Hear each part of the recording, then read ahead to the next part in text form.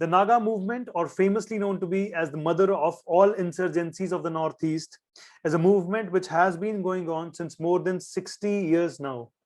In this particular video, we are going to talk about the Naga insurgency. We are going to talk about the historical background, the history of the peace processes, the latest 2015 Naga Peace Accord, and what exactly is happening right now. What are the roadblocks because of which we are not able to make this a success? What are the roadblocks that we are seeing in the final stages? All of this we are going to discuss in this particular video.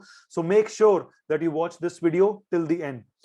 So to begin, let us go back and look at the historical timeline. And I'm going to start with the year 1826, because this was the year when Assam was annexed by the Britishers. And slowly we could see that they were trying to capture more and more areas, and they were trying to expand their territory. By 1881, we saw that even Naga Hills had become a part of the British India. But the first sign of resistance from the Nagas was shown in the year 1918. And this was shown by the formation of an organization called Naga Club. So a Naga Club was formed, which was, bringing all the scattered Naga tribes together, and they were trying to then fight for a common cause. So this was the first evidence of resistance from the Nagas. Even in the year 1928, when we saw the coming of Simon Commission, in 1929, Naga Club gave a statement, and they said that we would want to be alone and we would want to determine our existence. We would, if we would tell you if we are interested in, getting along to make a country with you, if we want to be a part of India, if we want to be a separate nation, we will tell you, but please do not pressurize us. So that was the first kind of, statement which was given by the Naga Club. But very soon we saw in 1946 came the Naga National Council, or the NNC. It was formed in the year 1946 under the leadership of A.Z. Fizo. Right, this particular person, you must be knowing about him. You must be already aware about who this person is. A very intelligent man, a person with a great charisma, a great personality. So this particular person forms NNC in the year 1946, and on 14th of August 1947, this particular organization declared independence of Nagaland, right? So just a day before the Indian independence, 15th of August, on 14th of August, NNC declares independence of Nagaland. And they also conducted a referendum in 1951, in which they say that 99.9% people voted for a sovereign Nagaland, and voted for a sovereign or a separate country, Nagaland. But the first armed movement, or the first evidence of armed movement, was seen in the year 1952. So till 1946 or till 1951, everything was smooth. There were no arms in place. But in 1952, we saw the first evidence of usage of arms and ammunition.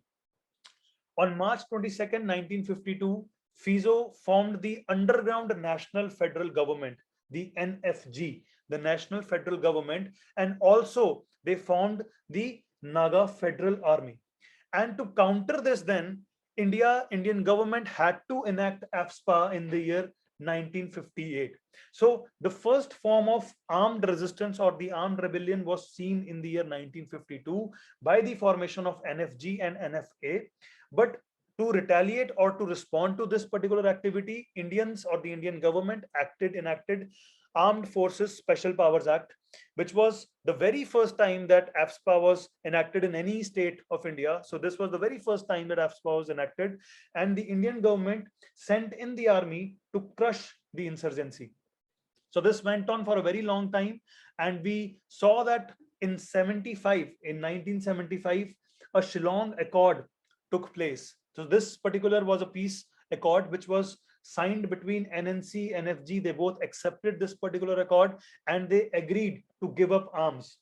But then slowly we could see that a faction of the NNC and NFG, which were at that time in China, they were not even in India, and this particular accord was signed by some people, but a faction of those people who were in China disagreed, and they said, no, this is not right. And later on, we could see that these people formed the NSCN, which is nothing but the National Socialist Council of Nagaland, right? So NSCN was formed in 1980, and which was basically, governed by three important leaders that you must remember.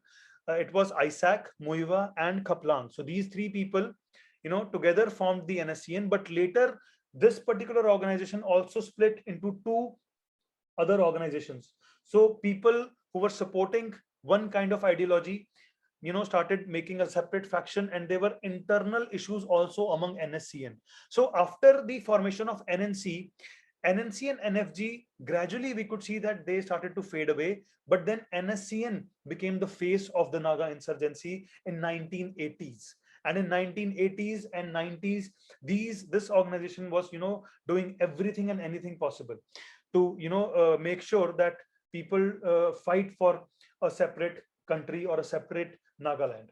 So NSCN, IM, and Kaplang, two factions became, but all of this has been going on. In between, we saw that the leader of the Naga insurgency, AZ Fizo, a very important man, he went into exile and he went to London. Later on, he died in London, and all of this was going on. So it is not such that no kind of peace accords were happening. There were a lot of peace accords which are happening. The first evidence of peace accords was seen in 1947. We will talk about the peace accords also going forward.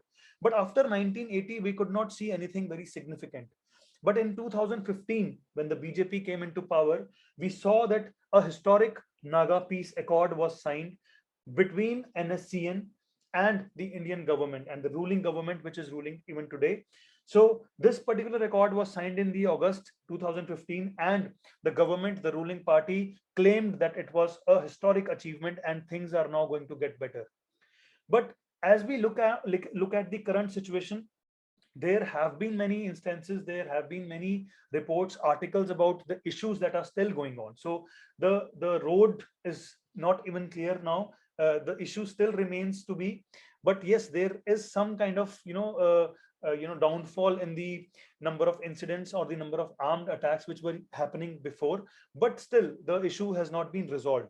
If I talk about the history of the peace processes, we will again have to go back and look at when was the first time when we could see a peace effort by Indians or by the Naga people. So the first agreement which happened in 1947 is the first evidence of the peace process. In 1947, a 9-point agreement was made by the Assam governor, between the Assam governor and between the NNC. But Fizo was not, happy with the particular peace process, and he was not happy with the kind of formations or the kind of or the all the things that these agreement was providing, and that is why he outrightly rejected it. But in 1960, we again saw there was a 16-point agreement which happened, and this led to the creation of Nagaland in 1963. So a separate state was then given. So a separate state was then made to provide autonomy, to provide autonomous control to the people of Nagaland. In 1964, a peace mission was also formed for an agreement of suspension of operations with NNC, but this also got abandoned. So we will see that 1947 9-point agreement could not survive for a very long time. Even the 1960 16-point agreement could not survive for a very long time.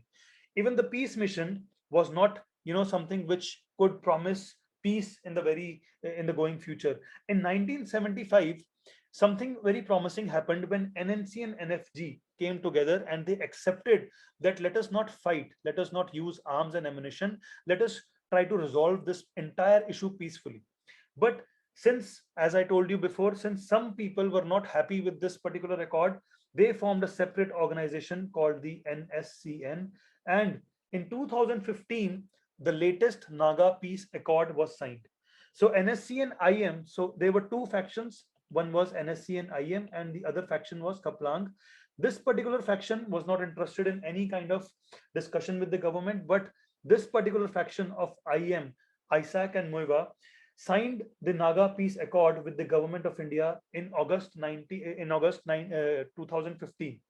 But nothing considerable has been done till now. If I talk about the situation on ground, we cannot see a lot of differences on ground. So what exactly is happening, and why is 2015 Naga Peace Accord not happening as per the expectations, or not delivering as per the expectations of the of our government or the people of Nagaland.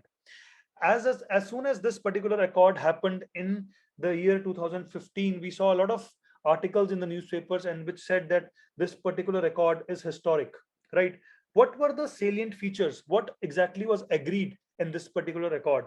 So the party which agreed to do this accord, NSCN IM, they said that first of all, you will have to de-recognize us as a militant organization. Please do not term us as a militant organization. So this particular agreement was done, and NSCN IM was de-recognized as per the promises made in the particular record. This particular organization was de-recognized as a militant organization, and the talks were initiated initially. It was also discussed and agreed that Government of India is open to discuss the Naga territorial issue within the existing boundaries of neighboring states of Manipur, Assam, etc. We will talk about that, because one of the major requirements or major demands of NSCN is the formation of Greater Nagaland, a separate state which will include areas of Assam, which will include areas of Manipur and Arunachal Pradesh. So what exactly is Greater Nagaland? It is a separate state for Naga people, and NSCN IM or the other Naga tribes are demanding that all the people who are living in Assam, but they are Naga people, and people who are living in Manipur, and they are also Naga people, and people who are living in Arunachal, all the Naga people together should be made a separate state of Greater Nagaland, should be made a separate, autonomous state of Greater Nagaland. Even they're asking for some areas of Myanmar to be included in Greater Nagaland. So all of this issue, the government said that we are open to discuss. We are not promising that we will provide all of these promises, we will 100% deliver, but then we are open to discuss on this. Key issues that have been put under consideration, the government has agreed that we will consider whether we can remove AFSPA and when can we remove AFSPA. We would also be open to discuss the demographic changes which have happened due to the cross-border migrations of other tribal people like Meiteis. So Meiteis are people who are living in the north part of Manipur, and they have been, migrating to Nagaland. So the government of India has said that, okay, if you don't want your demography to change, if you don't want other people to migrate into your areas, we will also be, open to discuss that. We will consider that fact also, right? So all of this was done in the very first meeting, or was a part of the Naga Peace Accord, but on ground the situation is very much different. So initially when this happened, people started saying that maybe this will bring in a lot of happiness, peace and prosperity in this entire region, but that has not happened on ground. So what exactly has happened, and why is the Naga peace process wobbling now, right? So we saw like a while ago, last year in 2020, we saw an article in which the NSCN IM said that the governor Ravi, RN Ravi, who is the governor of Nagaland right now currently, we want him to be removed as the interlocutor, and we want him to be removed as the from the position of the governor of Nagaland, right?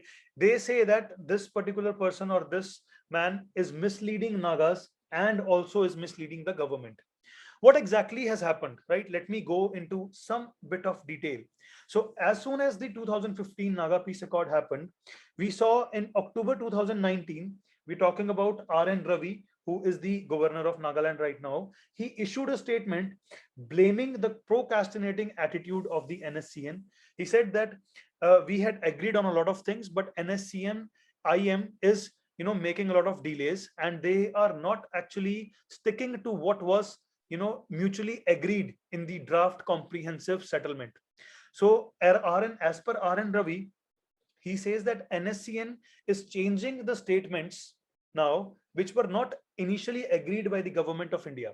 He has also said that NSCN IM imputed imaginary contents. He is saying that they have changed a few statements. They have put in a lot of imaginary contents which were not discussed, which were not agreed during the Naga peace process, and which is not right. So he is writing down that they are telling that Indian government has agreed for a national flag of Nagaland, and has also agreed for Naga Yezhabo constitution, a separate constitution.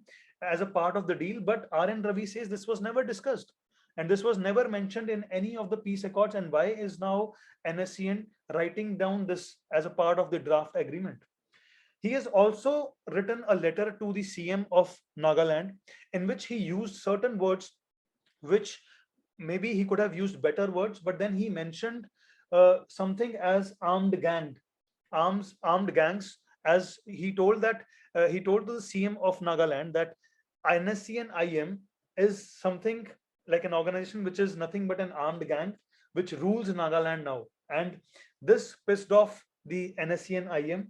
He also used certain words and he also said that the situation or the scenario in Nagaland is grim. The law and order has collapsed. And after these statements by the governor RN Ravi, NSCN-IM says that we cannot work with him and he cannot be the interlocutor, he cannot be the middleman between the entire peace process, and this is something which will, bring in more and more problems, and this will never be a peaceful end. So all of this is happening. So this entire thing has happened in the past 1 year, and no solution has been given till now. What are the other issues apart from this? This is not the only issue which is surrounding this entire problem. What are the other issues? So as I told you about Greater Nagaland, so as far as Greater Nagaland is concerned, it will be including areas from Arunachal Pradesh, Assam, Manipur, Myanmar, and obviously it will be including Nagaland. But then what is the problem with respect to Greater Nagaland? So the government, when told that we will be, we are open to consider or we can discuss this particular issue, immediately other states or the neighboring states of Arunachal Pradesh, Assam, Manipur, they started coming back and they said this is not correct. Why will we be giving our areas just to make Nagaland happy? And how can India or how can the government of India question the territorial integrity of our state? And how can they promise that they will give our area to Nagaland? How and why they can do that? And Indian government is now in the middle of this entire thing and is not able to decide how to go about it. Also, since they have now, something which is a regular demand from the NSCN IM is a separate constitution and a separate flag. And they have been very hell-bent on, fulfilling these demands. But this is something that is now non-negotiable for India, right? If India today agrees for a separate flag for Nagaland and today agrees for a separate constitution for Nagaland, we all know there could be so many people demanding this from the Indian government. We could see a similar demand coming from, let's say, Khalistan. So all of this could create more and more problems for India. And this is not something which Indian government can agree upon at this stage. So a lot of issues apart from this as well. So Greater Nagaland is an issue, separate constitution, demand of separate flag is an issue.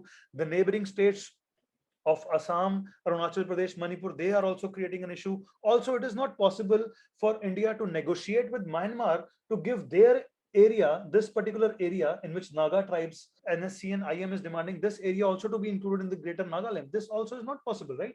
So why would Myanmar give its area to India to resolve India's internal conflict? So this also is not possible. And apart from all of this, apart from all of these demands, there are a lot of internal issues going among the Nagas.